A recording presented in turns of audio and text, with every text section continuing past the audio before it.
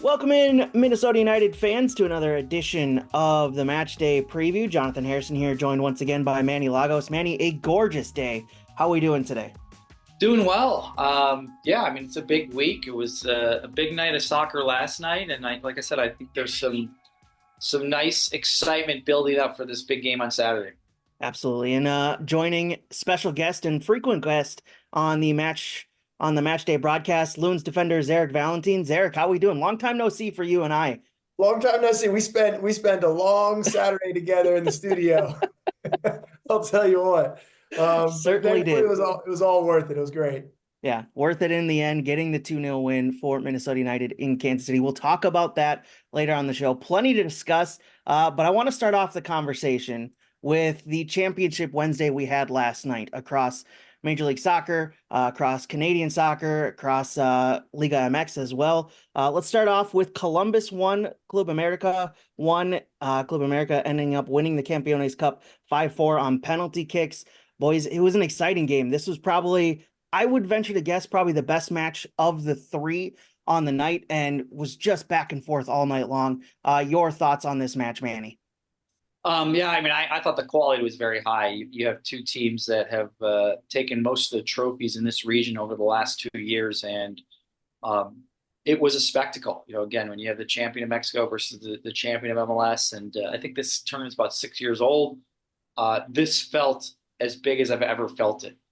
Both teams want to win trophies, expect to win trophies, and I thought the game presented itself that way, where both teams showed quality, showed times where they could get after it, and at the same time, the other team then would take over the game. So it was a really, really good final.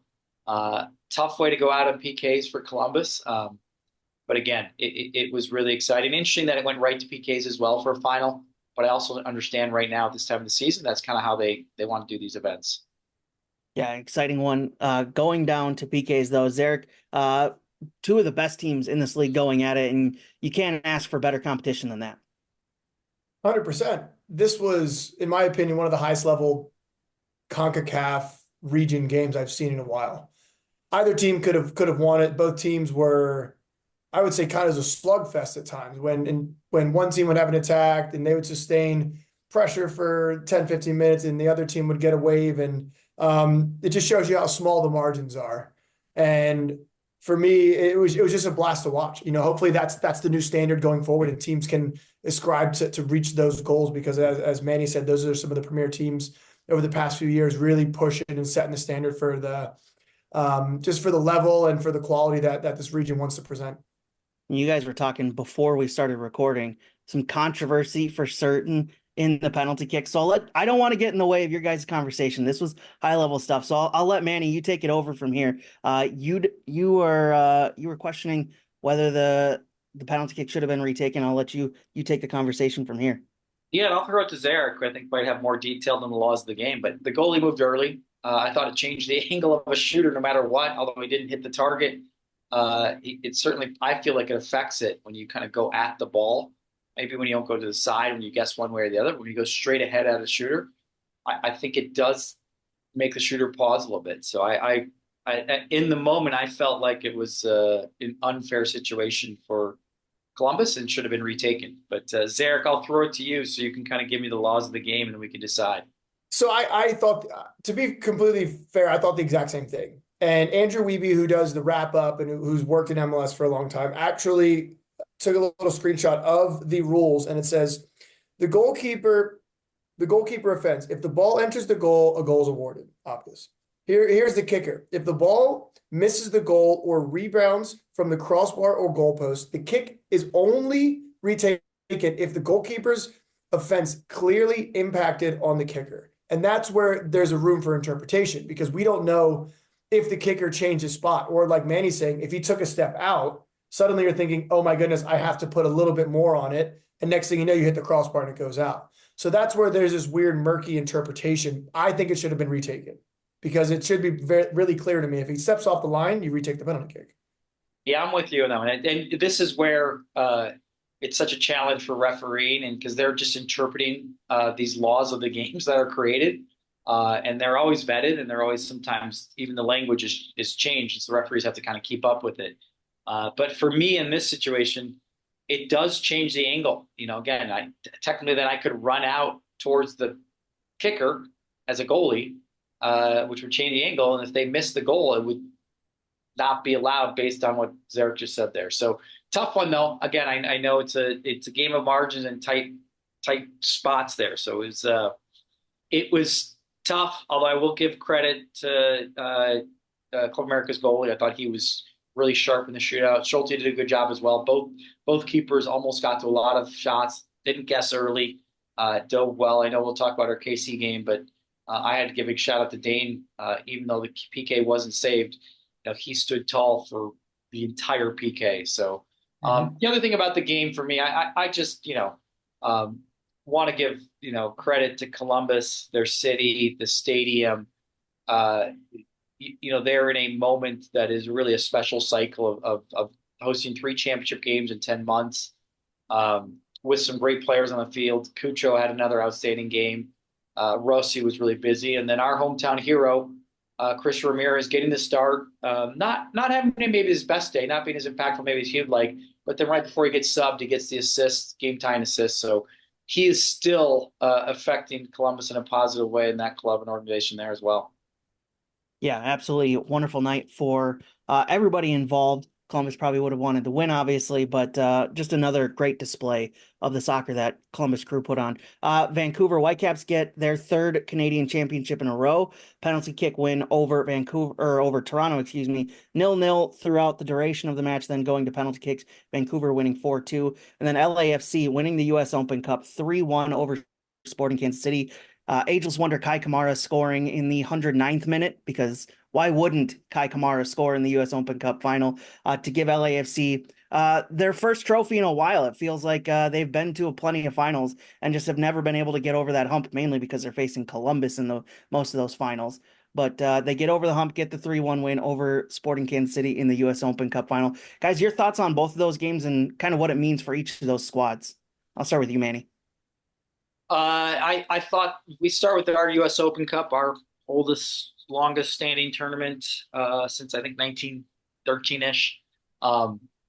It to me was a little bit tighter of a game, and I think it was an example of probably credit to Kansas City for taking it to overtime and really giving themselves an opportunity to potentially win the game. I thought it was a pretty even game overall in terms of chances. I still think LAFC isn't quite what they've been in past years in terms of dominating, particularly at home. And really, it took a really war of attrition to find 2 goals in overtime to get the win. So in the end, congratulations, it was great for LAFC to get another trophy. But I thought it wasn't as easy as I think a lot of people thought it would have been. There. Yeah, first and foremost, I love the Open Cup. Something I've always loved playing in different stadiums, different atmospheres around the country. You get to expose a lot of incredible smaller markets, and I think if we're going to continually want to grow the game in the States, that this needs to be a priority. So that's my take. I know there's been a little bit of controversy, but I personally absolutely love the Open Cup and have for my entire career. I think Zarek, you just speaking to Minnesota fans, you are speaking to a lot of Minnesota fans that have had a lot of great years over the decades of Open Cup runs when they weren't in MLS. So I think you won't find any disagreement within this audience. Appreciate that. But so for me, similar to echo a lot of what Manny's saying, the game was tight. Playing Kansas City, it's always going to be pretty much a hard fought game. Peter on the sidelines getting his team going. You could see that it was a little bit more controlled. There wasn't too much risk in the Columbus game. Both those teams play a very specific style where they open up, they're expansive, they're playing out from the back. Not as much in that game, but I think ultimately the better team probably got the win. It'll be interesting to kind of see how Kansas City finishes off the season now that they're out of the Open Cup and out of the playoffs. Just kind of how they will handle that. That's always a tricky situation for coaches.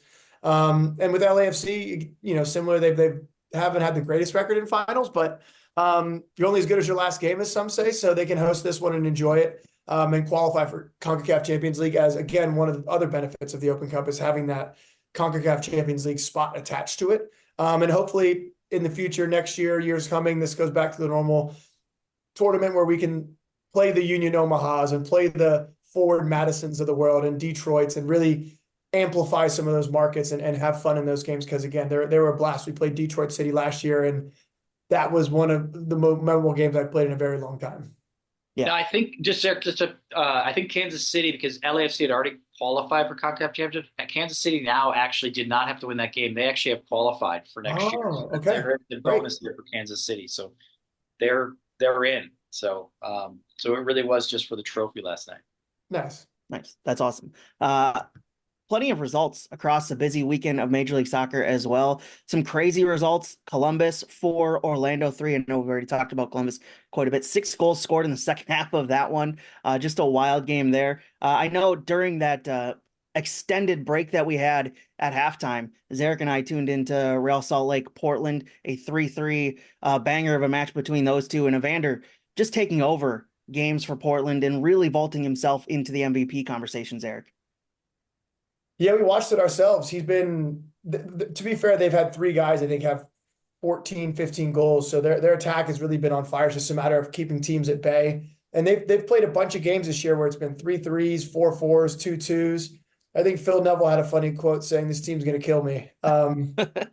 And I think that sums it up pretty well. Portland's a dangerous team. They have a lot great in their attack. And I think if they can figure out, the best way to keep the ball out of the net, they're going to be one of the more powerful teams in the Western Conference. And like you said, with Evander at the helm, being what some people in my Portland circle claim would be more of an MVP contender if they would have had more points. So it's exciting to see him play. He's those types of talents are always a joy to watch against anyone else besides Minnesota, obviously.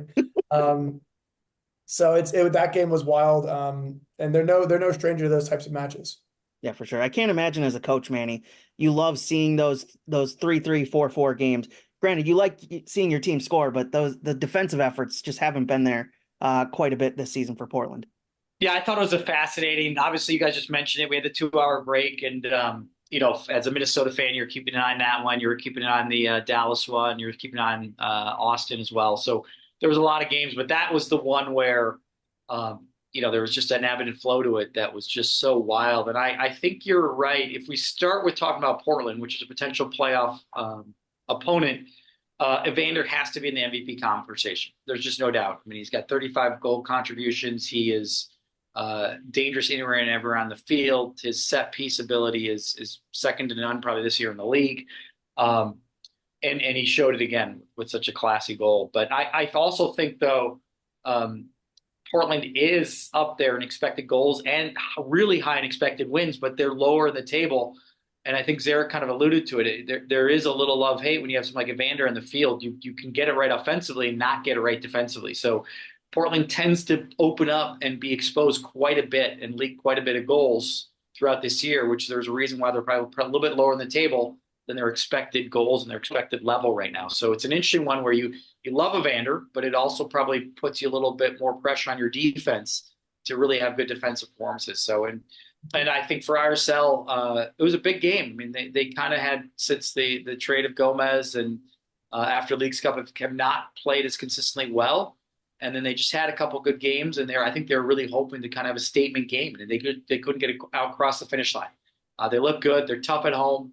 We know we got a huge game midweek against them next week there, where they're incredibly hard to play against and beaten this year. And they're a little bit softer, I think. I think there's an opportunity here for us to have a good road trip between Vancouver and RSL next week. So really fascinating, not just from a fan, but now that, both those teams are really closely followed by us, really intriguing. Yeah, Minnesota take on Real Salt Lake next Wednesday. Looking forward to that one. A big matchup. Real Salt Lake already qualifying for the playoffs, sitting second place in the Western Conference. But as he said, been a little shaky since the end of that transfer window and how things have shaken out. Other results that certainly Minnesota United fans are keeping their eye on. Houston won, Austin 0 in that match. Drops Austin 7 points behind the Loons in the standings for that final playoff spot. Does that kind of, with just 4 games left, does that take Austin out of contention for that spot, or is there still a worry that they could go on a little bit of a run here in the final games of the season, Manny? I mean, I think I'm going to flip a little bit because you got my brain going to maybe talking about our game this weekend. But Yeah. yeah, I think about us, and I think about four-ish points is I think gets us in for sure. And which is why I think this weekend is so important. I know we'll talk about Colorado, the game this weekend, and then probably our toughest road trip, 2 game span, 5 days on the road to the group next week. It's so important for us to get 3 points this weekend, which we can talk about later. But I think so. I think it would be monumental. I'd have to really geek out and start looking at all the other teams and who they play to really get there. But I'm pretty sure now we just really have to keep eyes on Dallas, if I'm being honest and realistic. Yeah, I think when you're looking at the rest of their schedule, to geek out a little bit, as you said there, Manny, Real Salt Lake at home, Austin play. Then they head up to Portland to take on Portland in the midweek, then head down to LA to take on the Galaxy and finish up at home against the Rapids. That is an incredibly tough stretch down the season. Again, you don't ever want to count anybody out in this league because we've seen one or two results can go certain ways and change the tenor of how these conversations go. But it feels like that's a very big hill to climb over the final couple weeks of the season. So we mentioned it. We've been kind of dancing around it. Let's jump it right into this 2-0 win for Minnesota. I just want to get your guys' kind of general thoughts on this to start. 2-0 win for Minnesota, first win, regular season win in Kansas City in, I believe, 10 tries. This was their 10th try, and they get the win, a resounding 2-0 win in the end. There was the 2-hour delay in the middle of it, but let's start off with you, Zarek. Your general thoughts on this match for Minnesota United. First and foremost, it felt as if it was the third game in a week in the first half. It was a little bit slow. You could see the sharpness wasn't there. There was a lot of just uncharacteristic errors, I think, by both teams. And it just kind of had this slow, sluggish feel. In comes a long break. And then after the break, I thought teams recouped a little bit. Teams made some changes, brought in some players, brought in some fresher legs. Then the game started to take on some life. I think the key, it's obvious that one of the key changes was putting Robin in, obviously coming in and getting 2 assists is big. But I think that just the professionalism was something that I liked. And at times, games might not be the most exciting. They might not be back and forth, the Columbus Club America games, but good teams find a way to get results in tougher places and sometimes play quote unquote boring soccer or boring football. And as a defender, for me, sometimes grinding out a 1-0 win is what's necessary, and it might not be the prettiest thing in the world, but I think for the club, it was definitely a good hump to get over. And something we spoke about before the match was this long, I would say, looming topic of not winning in Kansas City. But with the influx of fresh blood, fresh coaching staff, a lot of new faces on the pitch, there wasn't this carrying of past ways. So I was excited to go. I wasn't there. I wish I could have been there with the guys, but I was excited to be on the call with you. And more importantly, the win and the way we went about it was even bigger than where we got the result. Manny? Yeah, I love it, Zarek. I think my sentiment is the same. I've got kind of 3 big things after the overall kind of, I thought the first half was really tough for us. I don't think we played well. I agree with Zarek. I think we had tired legs, not just because of 3 games in a week, but sometimes you want to go deeper into the games and how they were played. And that Cincinnati game was a brutal, tough, physical game. And so I tend to kind of, from my coaching days and things, that it's not always in just 3 games a week. It's how those games went and how you have to kind of mentally and physically kind of get back up. And sometimes your body just want to do it, but you just can't. So we had really struggled keeping the ball. I just did not think it was a good first half for us in any way, shape, or form. And it was very similar to the last 10 years of road games in Kansas City. But a couple things. We kept a clean sheet in the first half, had the rain delay, and then I think these innocuous, like as Eric said, just kind of a blah first half leads to where I think you kind of a couple massive historic moments for this club. One, our best road record ever now as a club. Awesome. And 2, I got a chance to visit with the fans before the game. And I'm with fans that this is their trip because it's the closest. It's the easiest to get to. It's a quick drive. And they've been doing it for 10 years. And so for us to history made, yes, but history made with fans that have supported us down there every single time with the players, win or lose, was really special. And it was really special to see the players go over to the sideline. The stadium had kind of emptied out already with the storm, so it was even easier for the fans to kind of come down and connect with the players. It kind of reminded me a little bit of the NSC when our players are a little bit closer to the action after games and come and we used to sing Wonderwall up at the NSC. It had that kind of moment for me, so it was special. And Zarek's right; you should be a little jealous. It was a really cool moment to be there live and see the players and the fans connect about something that meant a lot to the club. We don't like talking about it all the time, but we struggled there mightily for years. And I think some people call it a smash and grab. I do think that second period was more than a smash and grab. I think the subs helped. I think the tactical changes within the second half helped. And then some really, really fun, classy goals to kind of put the icing on the cake. Yeah, absolutely. I think you guys have mentioned it a couple times here.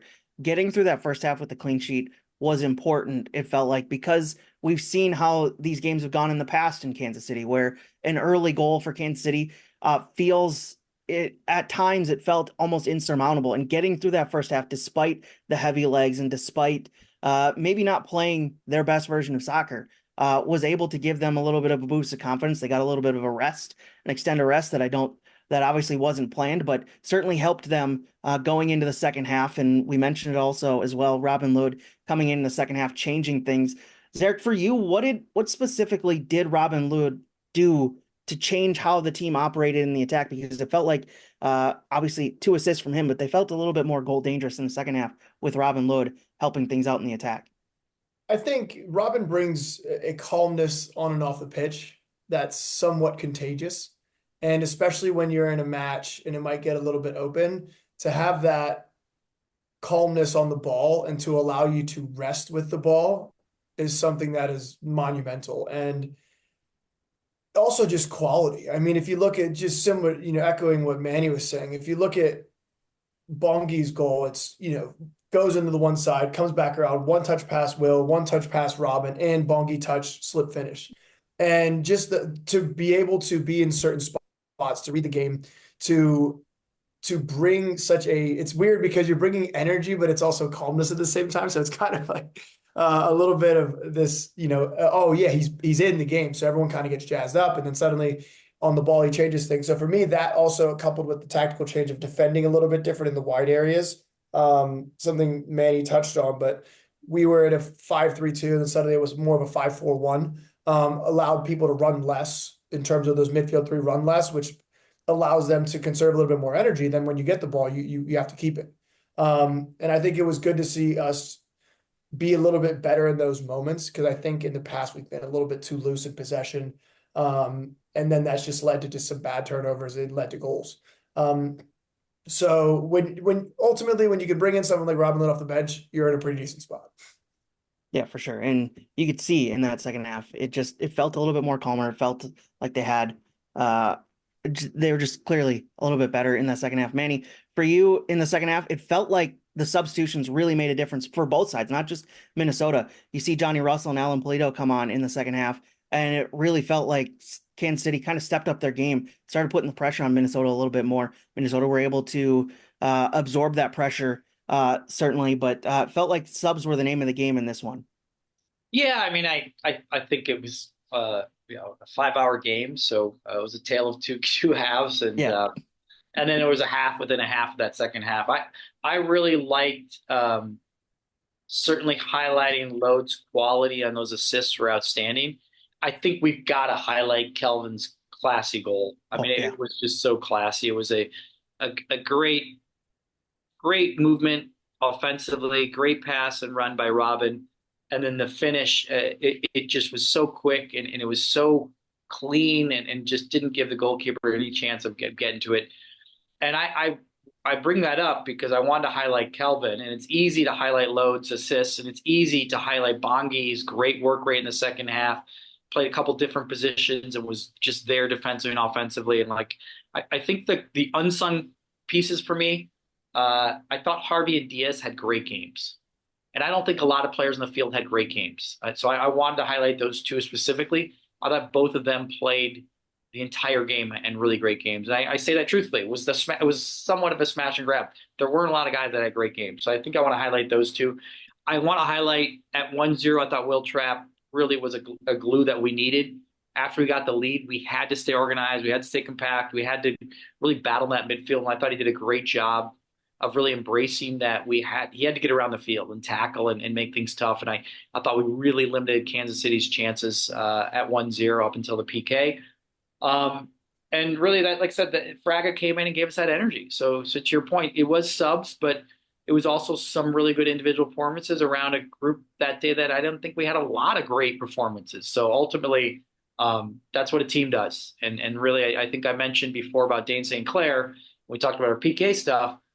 I know it was a tough entry for Tapias, yellow card, tough 1v1 moment. Just, we've all been there where we brain fart and make a bad challenge. I just love the reaction of the guys right after the challenge, helping Tapias up. We're all part of this, not being like, oh, here we go, we're going to tie this game that we should win. And I thought Dane's mentality in the PK was, no, you're going to have to beat me and score, and he couldn't, which I thought was great. Yeah, absolutely. You mentioned Tapias and Harvey there, both playing in the three-man center back trio. How do we think those guys? I know, Manny, you said you did that. You think they did well, and how did they Sorry, change? I didn't think Tapias did well. We're on a show No, that like I no, think no. Tapias really Yeah, tough Harvey. outing, but we've Yeah, been there. You know, his yeah, confidence right now is at a place where we wish it was a little bit better. He's coming to a game where he wants to contribute, and it just was a tough. He got caught with the yellow card. He got caught in physical battles, which is really isn't his skill set. And he caught in a 1v1 moment where he kind of would wish he had it back. So, but I brought up Harvey and Diaz. I thought really had 90 yeah. minute quality That's what I games. meant. Is Diaz, not Tapias? My bad Yeah. there. How did they change how that defense operates there? Because we know for most of the season it's been along that three-man back line of Tapias, Boxall, and put in your Arriaga or your Diaz. Change that around a little bit. You have Diaz on the left-hand side, which I know you mentioned to me before we started the broadcast on Saturday. That's where he played before he came in or before he joined the club. How did they change how that back line operated? Because obviously it's a big switch at this point in the season, taking Tapias out and kind of switching up how that back line operates. Well, I'll defer to Zarek, who works with the team every day exactly how to do it. I just, obviously Diaz had that one great overlapping run in the first half. Yeah. Athletic, so I thought was outstanding. It just reminded Kansas City they can't get at us even in the first half as much as they completely want to. But I think there's a reality that we've got four center backs now that sometimes if you play it back four, great, or if we play it back, I'm sorry, three or four center backs, they can play it back three, and Eric's got to pick which ones. And my only thing to the audience here is I think Diaz, injury isn't too bad, so he's a potential starter still for this weekend. Which all we want is hopefully for Eric to have enough options to set up the team he wants to set up against Colorado. There. To kind of give maybe a little bit more insight onto things that maybe fans don't see from afar, don't hear from afar, is Jefferson is a little bit louder on the pitch than Tapias. Tapias is quite quiet, which is not the most ideal characteristic for a center back. Let me just say that. You want usually pretty typical big commanding presences. I remember playing with Bakai a few times on the left, and my God, he was very demanding in great ways, right? Of standards, quality, communication, everything. Jefferson communicates a little bit, so that probably helped out Joseph Rosales, even because I remember one of the first trainings, Jefferson was playing on the right side and saying Ben was next to him, and he was actually attempting to communicate in English, and that really surprised me because that's not something you typically see from someone fresh from South America. And what Carlos brings is essentially what you're putting a holding mid or someone who's comfortable at center back in center back. So then you have someone who's used to maybe defending space a little bit different than a natural center back, because as a holding mid, you have to constantly be aware of what's behind you. So I think in the Cincinnati game, we were a little bit too overly aggressive on the two goals, right? Our center backs jumped out of the line. Eventually they played in behind space and caught us on both those goals. And I think Carlos manages space very well, and that was something a little different that he brought. And also, when you put a holding mid at center back, naturally the quality on the ball is something that's probably going to be a little bit higher. So again, that was a little bit of a tinkering in terms of personnel, sliding Jefferson over to somewhere where he's been comfortable. And like Manny said, I think they both stepped in and didn't miss a beat. Credit to them. Carlos has been fantastic since coming back from Copa America. He came back confident. He had changed up his diet, slimmed up, and just he's been a fantastic addition and one of these depth pieces that can really come on and play a few different positions and provide and help us lock down a game. The thing I like about Carlos is just the adaptability, just be able to play kind of wherever coaching staff asks him to play. And I think that's been obviously one of the big keys this season, is to be able to have that flexibility to play in multiple different spots, depending on how the game's going. Also, talking about center backs, and 30 minutes in, bad hosting by me, talking about center backs and not talking about Michael Boxall extension. Wonderful to see that he's sticking around for a little bit longer. I've loved watching him in that back line for years now, for Minnesota United. And it's hard for me. I know eventually it will come, but it's hard for me to imagine a back line without Michael Boxall. And I'm thankful I don't have to imagine that for a couple more years at least, Zarek. I sit next to him every day in the locker room. So I was really happy to hear that he was, able to figure the contract situation out and re-sign. And I know him and his family are extremely happy. For me, I think looking back at Minnesota was always one of these places where we would play, and it was always a joy as a player to come. The fans, the city's not too big, and a lot of the players that have been here did not get the recognition for just how good they were, because it's not a huge market. It's not a New York. It's not a Los Angeles. It's not featured as much as it should be in some of the national forums. So players like Robin Lod and Michael Boxall and Reynoso, even Reynoso was a lot better than he was not, broadcasted in MLS circles. So, for me to be able to have played a lot of games next to Boxy over my 2 years here has been an absolute joy. He's a great pro. He's really even stepped up in terms of, his leadership capabilities. He already had it, but especially this year, he's been really stepping up and being even more vocal. He's not the most talkative person in the world. I'm just really happy for him and his family. I know they're extremely happy, and Minnesota's been lucky to have him for as long as they have. Yeah, absolutely. Manny, what's he meant to the club, from your perspective? Yeah, I also, I thought he had a really, I like, and I thought we played really well against Cincinnati. We had those moments. I think Michael and our defense always wants one back when you give up 2 goals at home. And I thought he had another good bounce back game against Kansas City as well. Great leadership, great response to, needing to get 3 points in the road. The news is, to me, like, incredibly special, and because Michael's been with this club from the beginning in MLS. He has grown as a player and a person. We've got to see his family grow together, and he has certainly given everything to this club on the field and off the field, and it's special. And just to give a deep cut to our audience, there is a connection with New Zealand players that goes back 20, 30 years now, where somehow we sign these New Zealand players that our fan base falls in love with. And there's a value system here that somehow connects and doesn't make sense, but it does. And it's happened with Michael, and it's been a great story, and it's been a great journey between Minnesota and Michael Boxall. So it's awesome. I mean, it really is exciting. And again, it's one of those things where you get excited because you know what Michael's going to provide next year, as we not only just think about how we close this year out, but as we all do, we have to also get excited about what the team's going to look like next year. And look, if we're talking about remarkable standout performances from Saturday, Michael Boxall's 12 clearances has got to be right up there. 12 clearances in that match against Kansas City. And just an impressive effort from him, basically defending and sending away chances for Kansas City time after time after time throughout the match. Other set pieces, he was great. Yeah. That'll everything. Yeah. Yeah, he was incredible for sure. Other notable stories from the night. Well, let's talk about the goals, because we've kind of danced around those too throughout the broadcast. Kelvin Yeboah, you guys mentioned, excellent just technique from him. Once again, an assist from Robin Lod, but excellent technique, just kind of create some space in the box and then just curl it around Melia for the opening goal of the match. Felt like that really helped out Minnesota in the second half, when felt like they were being pushed back a little bit by Kansas City early on. And then the one touch passing from everybody, Will Trapp, Robin Lod, to set Bongi free in the 90th minute. When you looked at it in real time, it's like, how is Bongi that wide open in the box? And it felt like he might have been offside, but it's just because when you look at the replay, that one touch passing really opened up space. Sporting Kansas City defender kind of bit on the final touch and allowed Bongi to have all that space for for what was an easy goal for him to put the Loons up 2-0. Just two incredible goals from Minnesota, Manny. Yeah. I mean, I'll let you guys talk about more. I kind of already mentioned Kelvin, just classy at the end of the day, just straight up dirty, classy. The timing of the finish really, caught the goalie off guard. He wasn't set, and it was just a quality finish. I think if I can give the audience the second goal kind of has some funniness to it in that, a chance when you talk to the coaching staff after the game a little bit, and you have these moments in games, and they're very quick where you have to decide how you're going to either finish a playoff, or even during any part of the game, but particularly at the end of the game.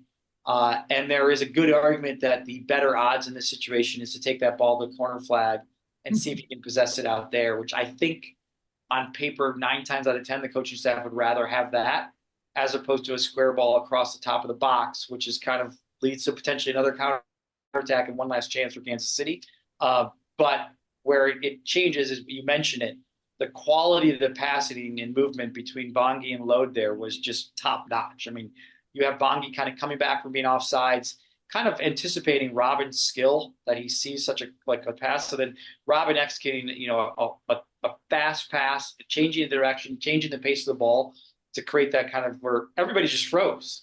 And I feel like everybody thought it was offside because it was such a good pass that it almost stopped everybody, even the goalie, and Bongi had a great finish. So, but it was a little bit, I think, nerve-wracking for the coaching staff that they chose to finish the offensive sequence off that way versus going to the corner flag. But I'm sure once the goal went in, they were very happy with it. There. I can tell you as a defender, when Joe was all the way up there going to the corner flag, the second he Cruyffs it and goes back towards the middle of the field and tries to make that pass, inside I'm going, what are we doing? Just I'm immediately going, this is a complete disaster. And then you're kind of sitting there going, what are we doing? Oh, all right, I guess, all right, cool, that works too. I think for me, the thing that stood out with Kelvin's finish is that's a confident striker's finish. The ball gets played in, and then with his first touch, he's able to set himself up to then just bend it to the back post. And as a defender, you're sprinting to keep up with him, right? So all your momentum is there, and you can't gamble either way, because if you gamble on good players, they can beat you. And right when he takes his first touch, with his current form, the ball's going into the net probably. So it was just been great to see him come in and his energy, and I would say the way he trains hard, competitive. And that's been a really good thing for this team, especially this last little bit, is someone come in and just really push the standards day in and day out. Passing drills, especially in these small-sided things, runners off the ball, balls into him, crosses, it just really pushed that standard. And it's tough at times because I think people might take competitiveness for him being angry if people don't necessarily do the right things. But if anything, it's raising the level around him. And the easiest way for you to keep demanding more of your teammates is you put the ball in the back of the net. You say, that's I'm doing my spot. And it's been great. And again, with Bongi's form the past 10 games has been fantastic. He's really become confident. And when he gets in front of goal, I think he started off the season hot, went through a little bit of a rut, maybe lost a little bit of confidence, but now he seems to be coming back into his own where he's getting these chances and he's dangerous. And our attack is getting there. We're excited. It's just a matter of, similar to what Manny's saying, when you give up goals in the midweek and you have a hard-fought game against Cincinnati, the best thing you want to do is come back and get a clean sheet, which we did. Now we look forward to a tough match against a good opponent at home. This will be a playoff atmosphere. I'm excited for this one against Colorado.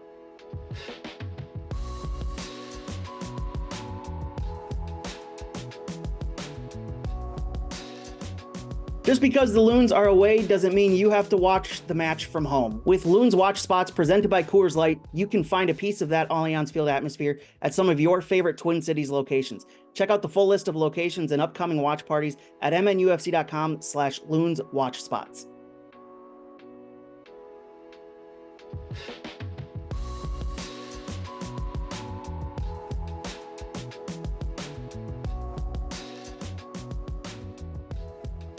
Absolutely. You mentioned it, Bongi, 4 goals in his last 4 matches. Kelvin Yeboah, 5 goals in 5 appearances for Minnesota United. So, as you said, the attack really starting to come together at just the right point in the season where you want that attack, where you want to go on a little bit of a run. We've seen teams in the past in this league go on and start a little bit of a run at the end of the season and take that and build that momentum into the playoffs. And it certainly seems that that's how this is trending with just 4 games remaining into the remaining part of the season, excuse me.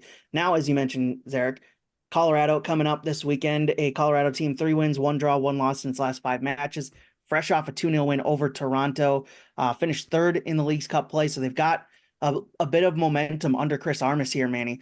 What's he been able to do? It's been a while since we've seen this team. What's he been able to do to get that team clicking on all cylinders and sitting third place in the Western Conference at this point in the season? Yeah, just a quick shout out before we transition. I love it, Jonathan. It was the perfect transition, and you were correct to do the segue. I just need to give a shout out to our Unified Special Olympic kids. They also got a 2-goal win, 4-2 earlier in the day. I got to go watch the game.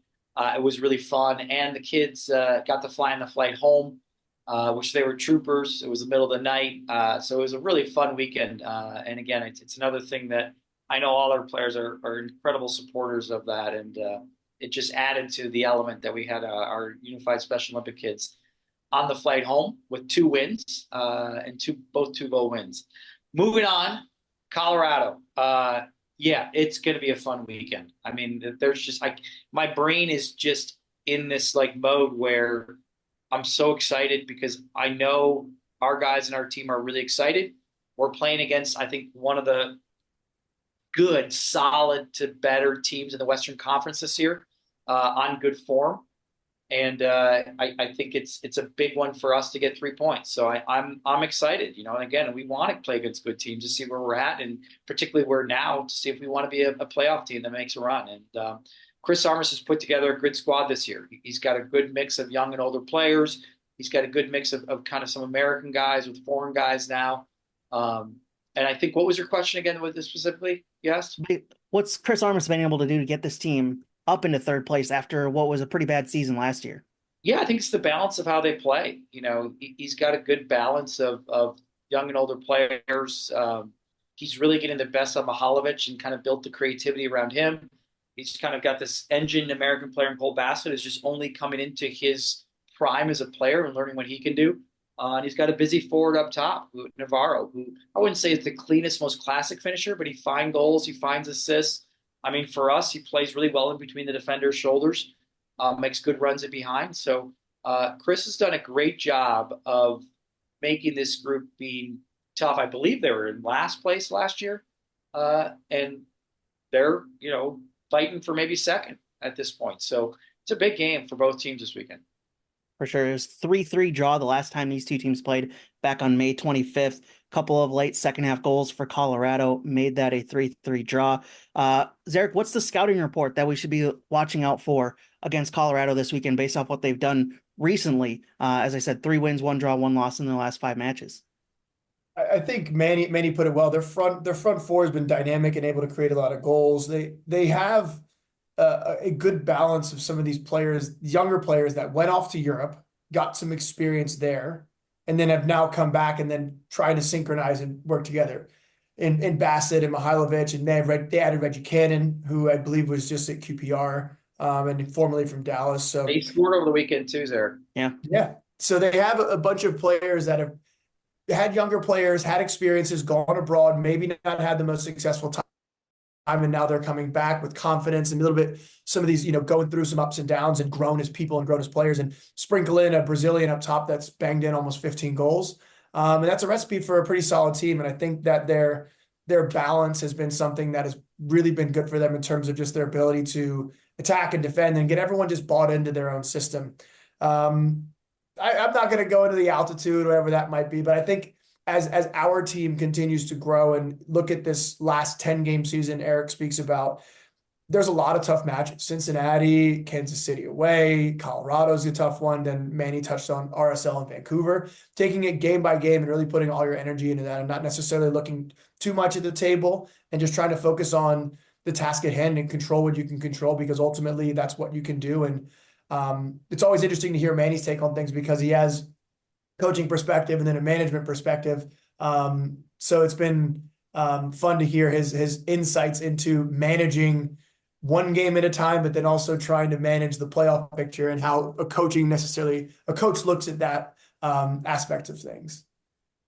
Yeah, absolutely. Love talking with Manny all season long. Manny, I know you and I, when we talked about and previewed this Colorado match early in the season, we both were a little bit harder on Zach Steffen. Do you think, have your opinions changed on him after seeing him back in MLS for a full season? 6 clean sheets this season, 65% save percentage, a 1.67 goals against average this season. Have your opinions changed, or are you still on the being a little bit harder on him boat? I think he's had a really good year. And by the way, every time I have opinions, I hope sometimes I'm wrong when I talk about players specifically, because I do have, to Zarek's point, the management and coaching is only 1 degree separated from these guys that, ultimately I hope they all prove me wrong if I have a negative idea or thought about them, because that's really what they're there for. Is somebody always said, they're not quite there yet, and they prove them wrong. So I appreciate it, Zarek. I'd also say Zarek's insight has been outstanding always. And I know even when I listen to the broadcast, getting that type of on-field kind of assessment and tactical assessment, and it is real and it's genuine. Again, just observing from afar to get that kind of insight into how our players and hearing your Bodo train hard. And I think this one for me, I would say Zach has been an important leader on their roster and their team and his experience, and he has really dealt with the adversity of his own, kind of falling away off the national team and probably coming back and not being game sharp. And that maybe you could call a little bit harsh on us, our assessment of will he really help Colorado? And he's done a great job. I mean, he is leading a team that is top 4 in the Western Conference, playing very good soccer. They keep more clean sheets now than they did earlier in the year when we played them. And so my answer would be, yeah, I have no problem eating a little crow and say he's done a really good job and showed really well. Colorado, 6 clean sheets on the season with Zach Steffen in net. Certainly looking forward to this one. Any final thoughts before we move on to predicting this weekend's games, boys? I mean, my final thoughts are kind of 2 bigger, just throwing stuff at a wall. It might stick or not. The first one is, for me, is the history of Colorado is probably our craziest, most physical, most red cards, most bench fighting, most kind of, I don't think we don't have a rivalry, but if you want to look at the history of teams that we've played where craziness things happen, I think this is the team for me, for sure. Out of all of them, something tends to happen where one side or the other side gets pissed off and things go off. I don't think that's going to happen this weekend, by the way. I think the mentality are different, but I do feel more than usual excited for our guys going on the field and getting 3 points. I just feel like we're in a good space, a good headspace. I can't tell you how well the combination of playing against one of the better teams in the league in Cincinnati, not winning, but walking off the field with our fans feeling supported by the players feeling supported by them, because we almost got there and almost had a chance to at least tie it up. And then the great win in Kansas City. Zarek was up there at training. We chatted a little bit yesterday. The vibe's great. And I don't usually go to this extent, but I just feel a really good vibe for 3 points this weekend based on kind of the last week or so of adversity and then training this week, which is exciting. I think it's going to be one of those really special nights at Allianz Field. I know people mention that word quite a bit recently, the vibe of how things are. Zarek, how important is that in a clubhouse, in the locker room, for the vibe to be good, to be able to put on good performance after good performance? Because I think people say that I'm not saying you did this, man. I'm just saying, it feels like a lot of people say the vibe is good around a club. And sometimes that may just be saying things, and that's not what you were doing here, Manny. But just on a broader aspect, how important is the vibe around a team to getting good performances out of the club? It's extremely important, but it's also not, there's no perfect recipe for necessarily getting there. And you also can't fake it, right? It's not one of these things where you can go and put out a bad performance and then a coach can go out and spin the narrative to the media and people can trick themselves into thinking that we're better than we are, right? Film doesn't lie. So when we watch video, that doesn't lie. And we've had to have some tough conversations. We've had some great conversations, but I think one, shifting the focus into smaller seasons is always a big thing, especially as the season's very long. So Eric's really shifted this last 10 game season and really honing in on that picture. And in that, there's been a lot of good things. We've added a lot of players. And part of, I would say, the vibe on an internal level is when you add a lot of players, you add quality players, we're going to have to start making tough decisions. And that's when guys are going to get left out. That's when guys are going to get pissed off. But here's where the vibe aspect is good. Players can't get pissed off and turn into energy zappers and leeches, right? That's when players will fall down an even deeper rabbit hole. And part of, I would say, myself and some of the older guys on the team need to maybe put your arm around certain people at times when they're not playing or when they're disappointed, and try to get them to understand necessarily the feeling. So, for example, when Joaquin was pulled at halftime against Cincinnati, obviously no one enjoys getting pulled at halftime, but having him understand, listen, we had a 3-game week, we're going to need you to come back in a quick turnaround, and there's a lot of moving pieces. Little conversations like that can go a long way as to the vibe and maintaining that. I think there also is an element where Eric wants players to be angry, right? And that's something that shows depth, that shows growth. But ultimately, to have the team getting good results and have players be upset and be wanting to be in the team and having it be extremely competitive, and then having the positivity as something like the unified team brings. I'm just going to, touch on what Manny said. That's, to the players, that's extremely important. I know myself and others, we love when those games are there. We love watching them, sticking around the stadiums, supporting them. That's bigger than the game. And for us, it's awesome. And to share that, that's the type of thing that you can't replicate. That's not fake. That's not BS. And, it's great when you have positivity, you have competition, and ultimately it leads to a beautiful night. I mean, the weather looking like it's going to shape up to be awesome. And Minnesota, it really does not get much better than this right now. So I'm excited for the game on the weekend. Yeah, absolutely loving what's been going on lately. Let's predict. Derek, I just had a hilarious, the energy negativity, you called it the energy zapper. There was that TV show where there was the vampire who zapped the energy of people. That was his, I can't remember. Have you guys ever watched that show?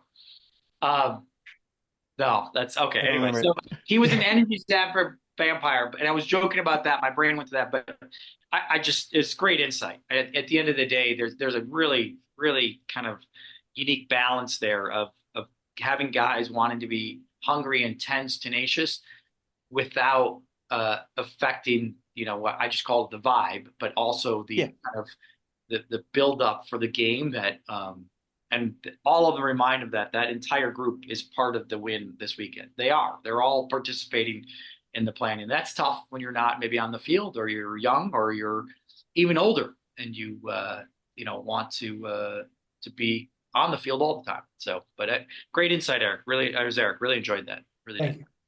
Looking forward to another big matchup this weekend. Minnesota United hosting Colorado Rapids, 7:30 p.m. kickoff. That one on MLS Season Pass. Tune into the radio broadcast with Dan Terra and myself on 1500 ESPN, 7 p.m. pre-match show, 7:30 p.m. kickoff for that one. Looking forward to it. Let's predict some of these games coming up this weekend. A big slate of matches. Let's start off with a little Eastern Conference action. Hudson River Derby. New York Red Bulls hosting New York City FC. Manny, I know we've talked quite a bit about nicknames and rivalry names on this podcast. Where does this one stand? I know El Tráfico to you is up there as the top one, but where does Hudson River Derby stand? I don't even think about it. I don't know. I mean, listen, I played for the Metro Stars. I don't know. I just great not jerseys. There for me. Yeah. Oh, fantastic jerseys. Yeah. No, I'm not going to give it to you, Jonathan. It's not in the top 5 for me, but is it for you? I don't know. Again, my opinions on these are a little bit skewed, obviously, because we know my feelings on El Tráfico and calling that the worst named rivalry in this league. No, but it's the best. It's the best name rivalry. I'm not a fan of it.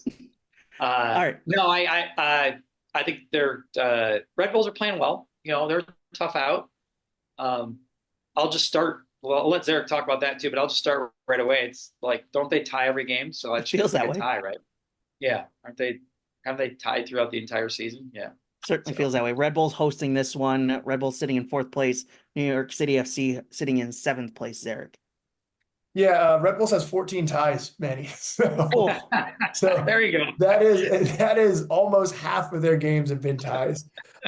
So with that, I think let's add this one to that list. I think both teams are winless in 5 games. So I think a tie is written all over this Hudson River path derby. 14 Like, draws for New York City or New York Red Bulls, 8 for New York City FC. So I'm doing math quickly on the fly. 22 draws between the two sides.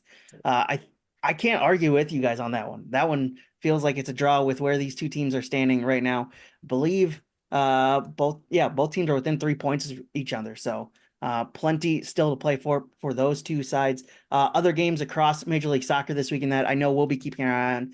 Dallas taking on Orlando, hosting Orlando. A little bit of cross conference action there. Zarek, where do we feel on this one? I know Manny and I, when we've predicted these games late on in this season, if there's an effect on Minnesota standings, we're always choosing the other team to get the better of them. Where do you stand on this? Yeah, I'd like that. Yeah. I would love Orlando to go in there and win. So whatever Oscar's got to do to get the boys going, that would be really, really appreciated. So in that spirit, let's go 3-2 Orlando. Let's hope that it's a shootout because they got in a shootout last week with Columbus. So let's hope they get on the right side of this one. Manny? I'm gonna go 1-0 Orlando. Although Dallas had a nice win at home. They'll have some good energy. They'll have some good confidence beating LAFC at home. But let's believe Orlando's kind of quality, which is really good quality, by the way. Orlando does have a lot of good pieces, and there's a reason why they're in a really tough conference, pretty high up the table. So yeah, 1-0 Orlando. Yeah, Orlando sitting 43 points off of 30 games played this season, 5th place in the Eastern Conference. Dallas, as we said, 5 points behind Minnesota in the standings for that final playoff spot in the Western Conference. So they'll need as many wins as they can get down the stretch and some results to go their way to get in to the playoffs. I'm thinking Orlando here as well. And then the final game, Vancouver hosting Portland this weekend. Where are we stand on this one, Manny? Where's this one, Jonathan? This one in Vancouver. In Vancouver. And we obviously chose this one because Zarek's I want former affiliation with Portland. Now, see, this is too hard for me to pick because my brain is thinking about who do we need and want to win this game. I think we want Vancouver because we're only 2 points behind Portland in the standings. But don't we want to catch both, really? Yeah. So you want to draw them? Love a tie. Or Vancouver win. Yeah, I want a tie for this one. Like there's 0-0, 5 injuries tie. I'm joking. That was a joke.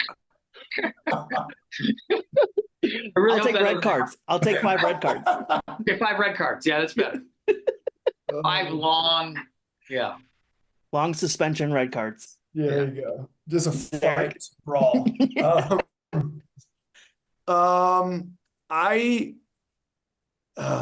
My gut tells me I think Portland's going to win because Vancouver just played yesterday and they went full strength.